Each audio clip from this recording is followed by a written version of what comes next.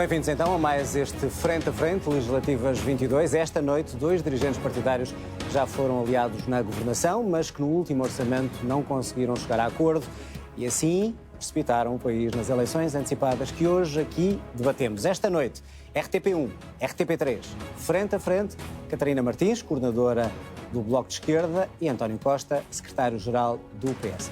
Boa noite a ambos, bem-vindos. Catarina Martins, comece por si. Porquê é que António Costa é um obstáculo? Muito boa noite, cumprimento a Dr. António Costa. Permita-me só um breve segundo para desejar que a intervenção cirúrgica que Jerónimo de Sousa vai ser sujeito corra da melhor maneira, que recupere depressa e esperamos encontrar-nos em breve. É um ponto de conferência, creio que entre Acho que os três. Absoluto. Muito bem. Porquê é que é um obstáculo, António Costa? O obstáculo é o desejo de uma maioria absoluta, ou seja, a ideia de que só se pode governar em Portugal se houver uma maioria absoluta e a intransigência de negociar à esquerda. Em 2015, o Bloco de Esquerda e o PCP, com o PS seguramente, fizeram um acordo que nunca tinha sido feito antes e foi graças a esse acordo que António Costa foi primeiro-ministro. Tivemos 4 anos de estabilidade na vida das pessoas, de reconquista de direitos e de crescimento económico. Orgulho-me desse momento, voltaria a fazê-lo. E foi por isso que em 2019, embora tenha sido surpreendida com uma campanha do Partido Socialista, também sobre a maioria absoluta, em que até se chegou a chamar empecilhos à esquerda, não hesitei. Em 2019, o Bloco de Esquerda voltou a propor ao Partido Socialista um acordo, com base no trabalho e na saúde, para responder ao país. António Costa recusou.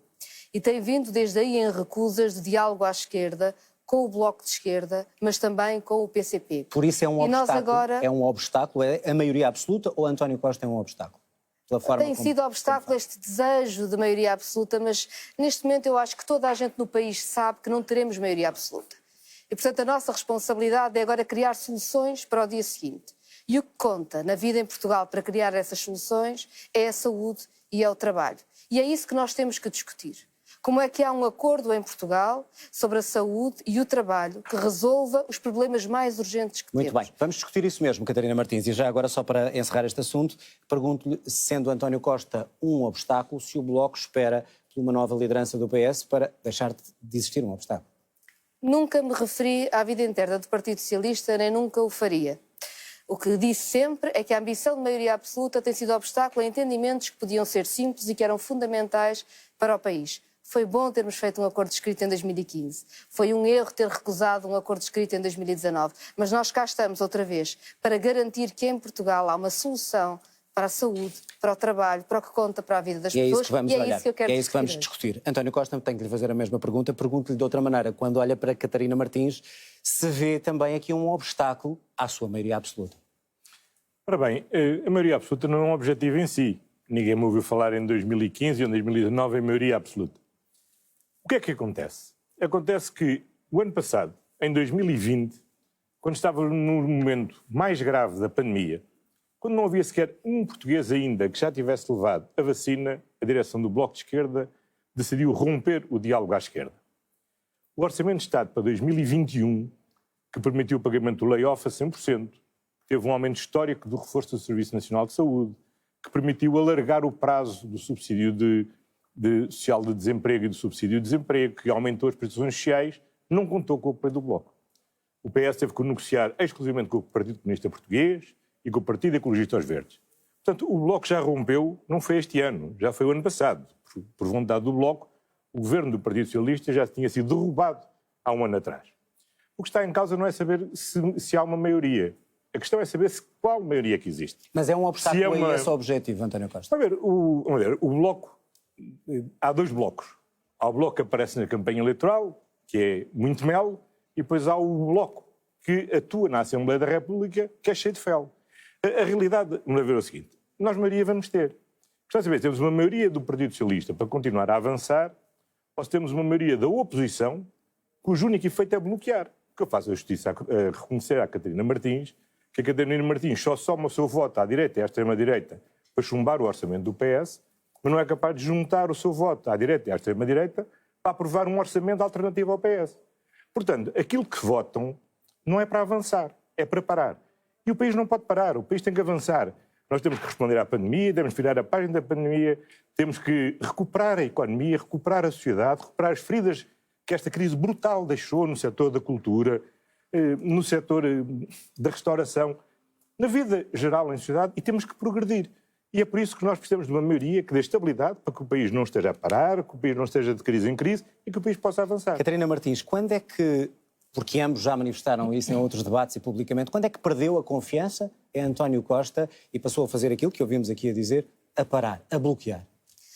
O Partido Socialista e o governo de António Costa contaram sempre com o Bloco de Esquerda e contaram no momento mais difícil da pandemia.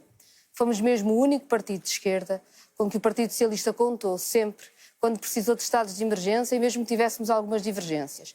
E também foi o único partido de esquerda com que contou para o orçamento suplementar, em que viabilizámos 7 mil milhões de euros de resposta à pandemia que depois o governo não quis utilizar. A questão do mel e do fel é a prova do que se faz em cada momento. Foi mel dizer às cuidadoras informais que são tão esforçadas, que na verdade dedicam a sua vida ao apoio e que na pandemia foi de quem mais sofreu, que teriam 30 milhões em cada orçamento. Mas depois veio o fel e o governo guardou 98% da verba que tinha para os cuidadores informais na gaveta. E, portanto, não vale dizer-nos o que faz, o que promete, quando é que perdeu, vale o que é que se faz. Quando é que perdeu a confiança? Não é uma questão de confiança. Um contrato escrito, aliás, é ótimo, deu-nos estabilidade durante 4 anos e é aí que eu acho que devemos voltar. Mas temos que olhar para o país. Se não for de nada feito, o Serviço Nacional de Saúde estará moribundo daqui a 4 anos. Nós temos neste momento menos médicos, ou tínhamos no final do ano passado, os últimos números que são conhecidos, do que tínhamos no início da pandemia. Há 2 mil enfermeiros que já pediram para emigrar. 22 milhões de horas extraordinárias que os médicos e todos os profissionais de saúde têm feito para aguentar esta pandemia. E quando há toda esta dificuldade, o que o Governo vem propor não é fortalecer o Serviço Nacional de Saúde, não é colocar no centro do Serviço Nacional de Saúde os utentes e os seus profissionais, mas é sim exigir a quem já está exausto que faça mais 500 horas extraordinárias por ano. Catarina Martins, quer isso dizer que é uma questão de dinheiro? É isso que está a dizer na saúde? É uma questão de dinheiro? É uma questão de dinheiro e é uma questão de estrutura do Serviço Nacional de Saúde. Ninguém pode pedir ao Bloco de Esquerda que aceite orçamentos que a cada dia que passa enterram mais o Serviço Nacional de Saúde.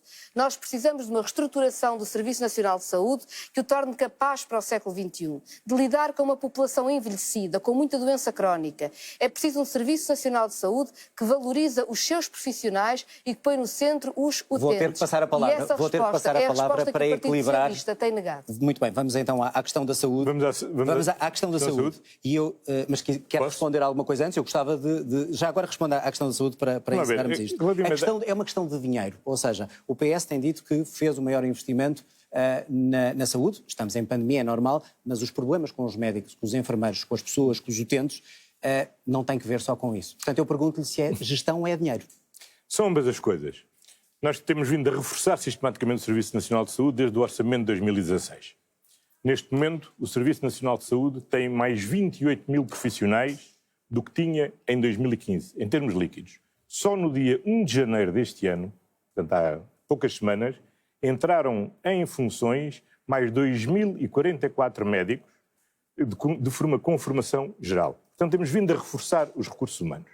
Agora, o orçamento que o Bloco de Esquerda chumbou era o orçamento que reforçava em mais 700 milhões de euros o orçamento do Serviço Nacional de Saúde. Só em 2 orçamentos o Bloco de Esquerda falhou no reforço em 1.500 milhões de euros para o Serviço Nacional de Saúde. Mas não foi só o reforço das verbas. Foi também medidas concretas para os profissionais. O orçamento devolvia aos enfermeiros os pontos que perderam na anterior reclassificação. Repunhamos a carreira de técnico auxiliar de saúde. Com o chumbo do orçamento e a dissolução da Assembleia, não aprovámos ainda o Estatuto do Serviço Nacional de Saúde, que previa a dedicação plena e que, com isto, criava melhores condições para que os médicos, designadamente, pudessem ter maior atividade no Serviço Nacional de Saúde, com melhores condições remuneratórias. E a verdade é esta. O que estamos neste momento aqui a discutir, e a alternativa que temos nestas eleições, é se temos uma maioria do PS, que regulamenta a Lei de Bases de Saúde que aprovámos em conjunto, ou se temos uma maioria de direita liderada pelo PSD, como está no programa do PSD, quer revogar a Lei de Bases de Saúde. E aquilo que o Bloco de Esquerda abriu a porta foi que haja esta mudança. Ora, a única forma de travar essa mudança é com uma maioria do Partido Socialista que dê estabilidade ao país, que permita executar a lei de base de saúde, que nos permita continuar a prestar o Serviço Nacional de Saúde. Não conta com o Bloco de Esquerda para ajudar o Serviço Nacional de Saúde. Ouça, vamos lá ver. Eu gostava, É isso que está a dizer. Vamos ver o seguinte. Eu, em 2015, dei a cara por esta solução da criação da geringonça. Eu fiz toda a campanha de 2019 a dizer que era para continuarmos a geringonça. Eu, na noite das eleições, disse, o que os portugueses disseram foi que querem continuar com a geringonça com um PS mais forte.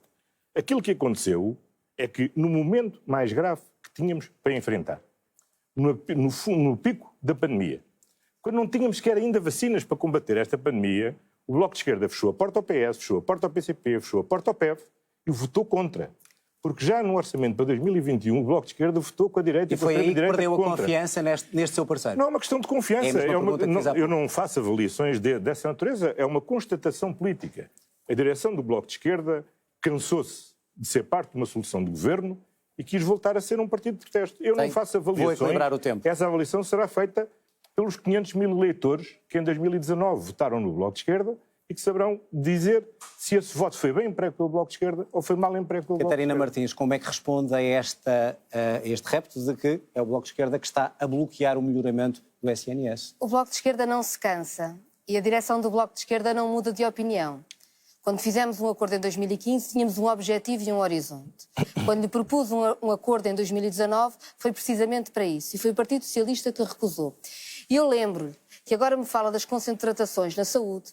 E sim, estas contratações que faz, estes 26 mil trabalhadores para o SNS... 28 mil. Agora 28 mil. Na verdade, não são diferentes. O número que nós já tínhamos acordado, que era necessário no SNS, ainda antes da pandemia. Veio a pandemia e, na verdade, temos o mesmo número. E é por isso que faltam tantos profissionais. O Governo recusou fazer qualquer coisa que fixasse profissionais. E nós não conseguimos contratar os 600 médicos de família que faltam para dar resposta a mais de 1 milhão de utentes já sem médico de família. Faltam anestesistas no Algarve, faltam obstetras no Alentejo, faltam pediatras em Almada. Os concursos ficam meios vazios, o Governo continua a prometer concursos que ficam meios vazios e agora, até para formar especialistas, houve dezenas de vagas que ficaram por preencher de pessoas que não o quiseram fazer. E o que eu não percebo, porque ao contrário do Dr. António Costa eu nunca mudei de opinião sobre o percurso que era preciso fazer, é porque é que o Partido Socialista recusa esta medida tão básica para centrar o SNS no utente e para valorizar os seus profissionais e ter uma organização mais forte, que era proposta por António Arnaud de promover, e estou a ler o que António Arnaud escreveu, promover a dedicação exclusiva nos serviços de saúde.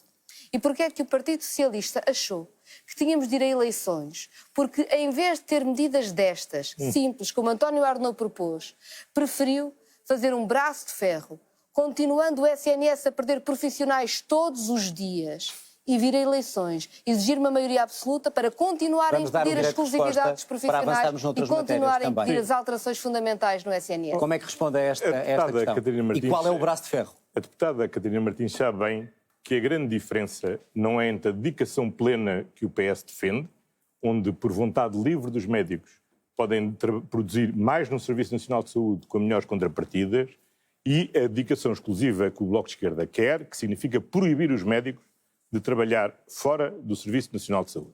Aquilo que verdadeiramente foi impeditivo de um acordo este ano, já não estou a falar do ano passado, conhece bem quais são as razões, a deste ano foi a posição que o Bloco de Esquerda assumiu de minar a sustentabilidade futura da segurança social.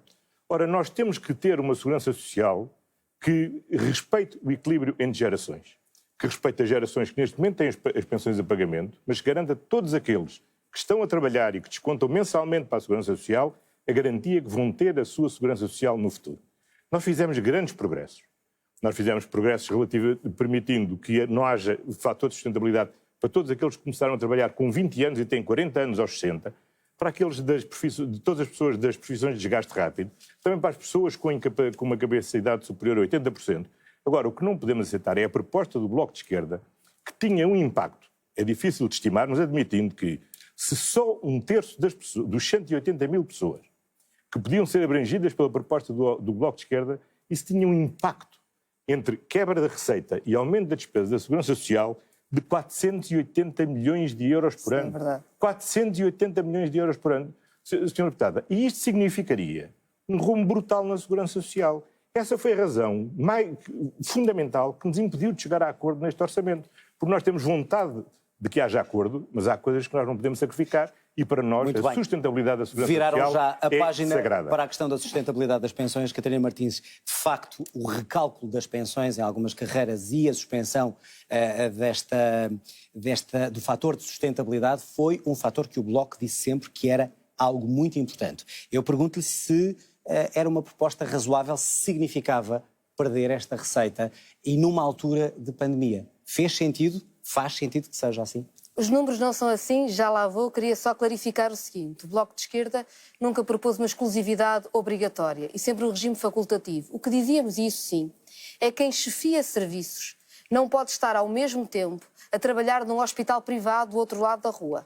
Porque é impossível ter um Serviço Nacional de Saúde que funciona com quem está a chefiar um serviço no hospital privado do outro lado. Mas o Estatuto do Serviço Nacional de Saúde, que o Governo aprovou em Conselho de Ministros e que, enfim, não sabemos o que fará, o que é que o PS quer fazer com ele, diz que apenas é incompatível com o exercício de funções de direção técnica, coordenação e chefia em instituições privadas. Catarina Martins, Quer dizer temos que o avançar médico e temos que pode falar de estar a outros dirigir temas. o Serviço Nacional de Saúde e estar a trabalhar ao mesmo tempo num hospital privado. E isso impede Muito bem, Catarina Martins, já uma vamos passar ao organização segundo do tema. SNS centrada no utente e que valorize os seus profissionais. Catarina Não Martins, é por vamos à acaso. sustentabilidade de pensões, Mas porque a senão não saúde é tão saímos deste importante. assunto. E eu irei às pensões. É que não podemos continuar a discutir Neste o Serviço momento Nacional gastamos de Saúde. 150 milhões de euros a contratar tarefeiros a recibo verdes para as urgências. Bem podíamos valorizar os profissionais do SNS. Mas vou às pensões.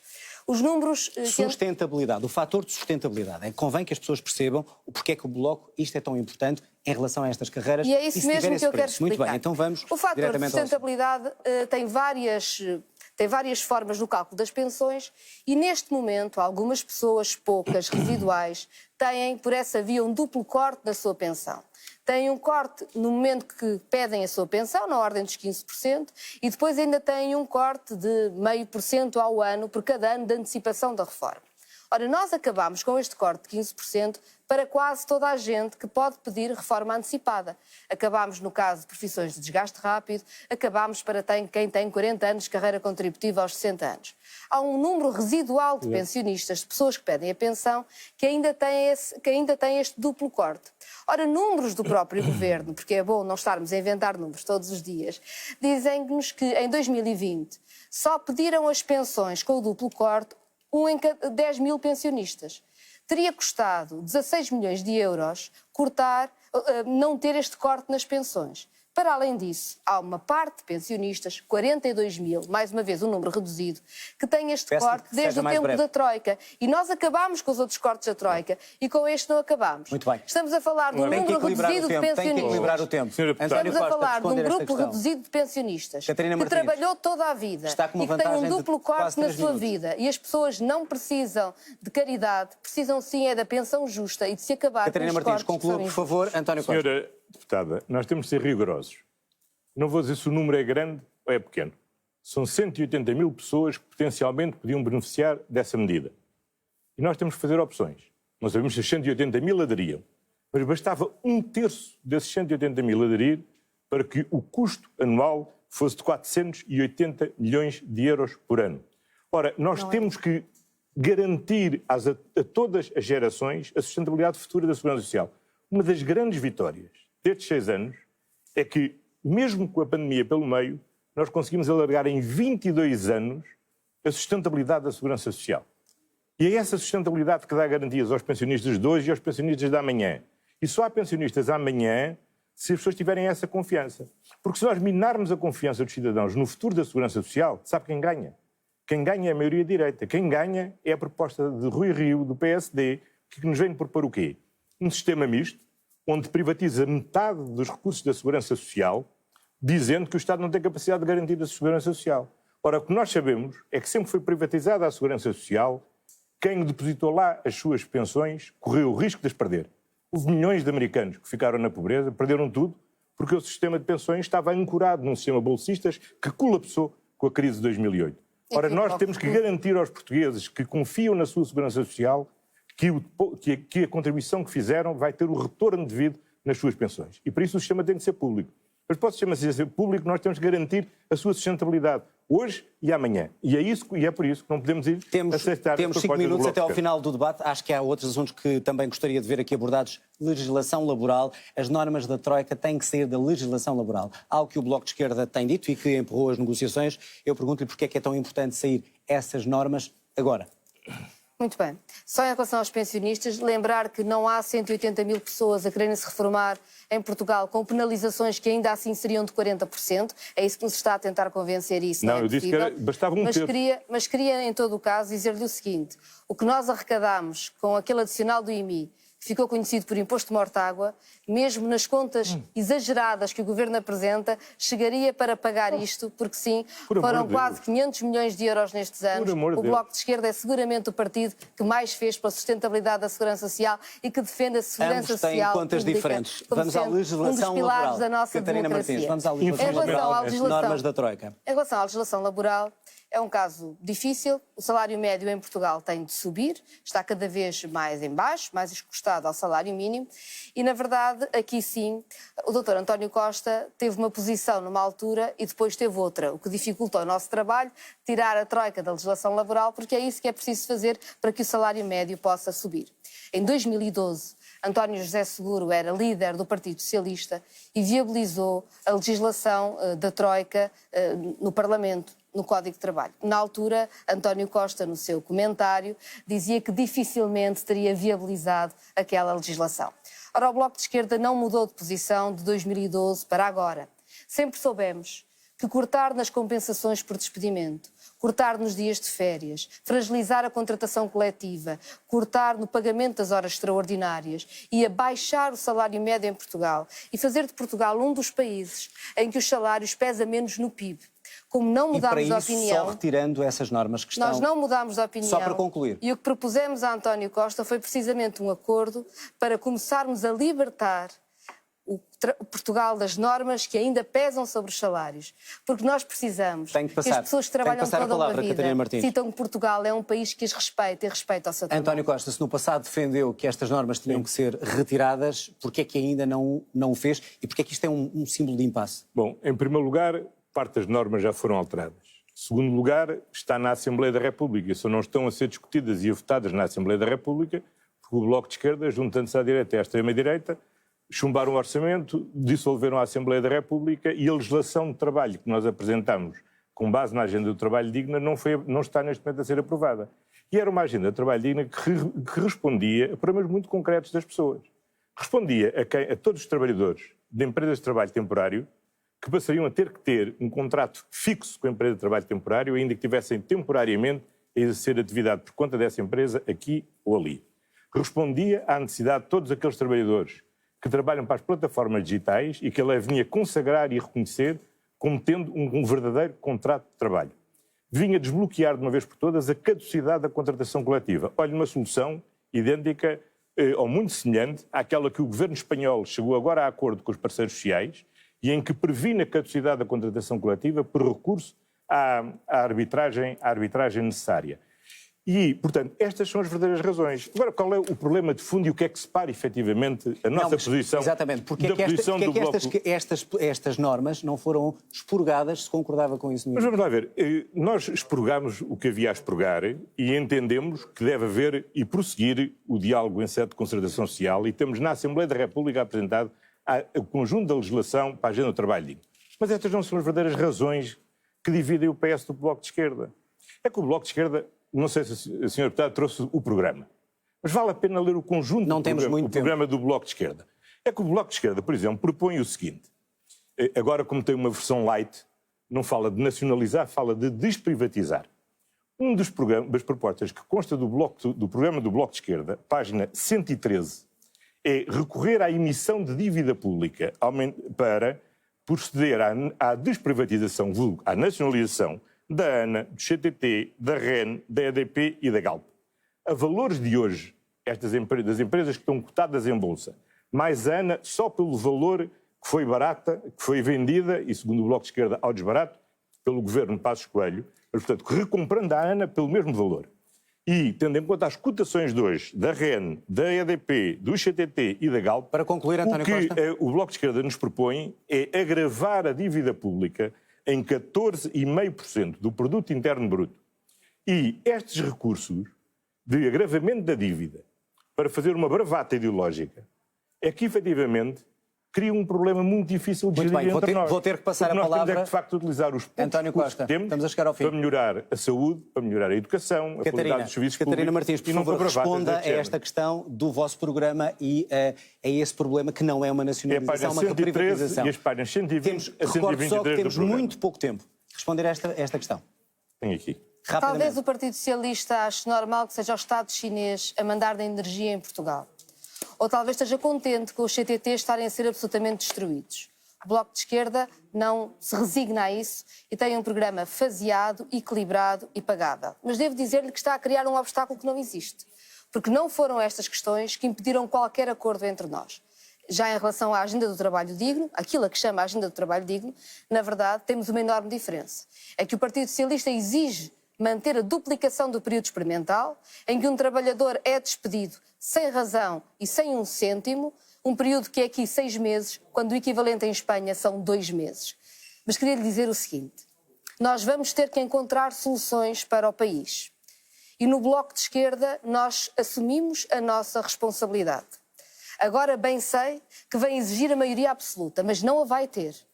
E nós precisamos, no dia 31 de janeiro, de construir uma solução que começa pelo trabalho e pela saúde. Catarina, para concluir. E com a força dos votos que tivermos. As pessoas sabem que um Bloco de Esquerda reforçado como terceira força política não se esquece do país e não falha ao Catarina nosso Martins, povo. temos que terminar. Não aceitaremos perder o Serviço Nacional de Saúde, vou pegar nem nesse aceitamos rap. a pobreza Temos um de quem minuto trabalha. para terminar. Catarina Martins, pergunto mesmo isso que está a dizer. Então, se o Bloco for penalizado, e se isso não acontecer, e se perder deputados, e se perder votação, é também uma derrota pessoal sua? E pergunto, demite-se nessa altura? O Bloco de Esquerda está aqui para as soluções para o país, é isso que debatemos. O que debate com o António Costa e o que debatemos. Com a força que tivermos... Queríamos saber qual era a sua posição. O Bloco de Esquerda é muito humilde nas eleições. Espera o resultado que tiver, mas tem muita determinação para responder os problemas do país. António e as Costa, pessoas sabem que a força do Bloco de Esquerda é sempre usada para responder por quem trabalha. António Costa, tenho que lhe fazer a mesma pergunta. Responda rapidamente para lhe colocar a pergunta. Deixe-me perguntar-lhe, pode ir de acordo com aquilo que está a dizer. Também tem pedido a maioria estável e só com ela faz sentido governar. Recordo também que o senhor disse que os portugueses têm má memória de maiorias absolutas e não gostam de maiorias absolutas. Por isso, se não a alcançar, bate a porta à esquerda, bate a porta ao PSD ou bate o senhor com a porta?